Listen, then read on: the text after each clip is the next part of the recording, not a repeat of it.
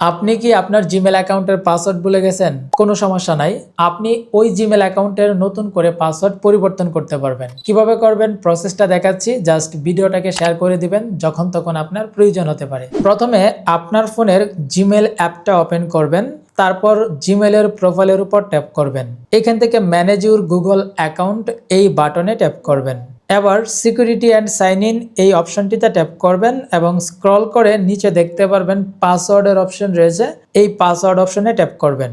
এরপর আপনার ফোনের ফিঙ্গারপ্রিন্ট অথবা যে প্যাটার্ন লক রয়েছে সেটা দিয়ে আপনি আনলক করবেন, তাহলেই দেখতে পারবেন এখানে নিউ পাসওয়ার্ড এবং কনফার্ম পাসওয়ার্ড করার কিন্তু অপশন চলে আসবে। এখানে আপনি নিউ পাসওয়ার্ড এবং কনফার্ম পাসওয়ার্ডের জায়গায় কিন্তু সেম পাসওয়ার্ডটাই দিবেন। আর পাসওয়ার্ডটা যখন আপনি দিবেন তখন অবশ্যই বড় হাতের ছোট হাতের অক্ষর দিবেন, তারপর নাম্বার দিবেন এবং স্পেশাল ক্যারেক্টার দিবেন। তো সেম পাসওয়ার্ড দেওয়ার পর চেঞ্জ পাসওয়ার্ড বাটনে ট্যাপ করলেই কিন্তু আপনার পাসওয়ার্ড পরিবর্তন হয়ে এই নতুন পাসওয়ার্ডটা সেট হয়ে যাবে।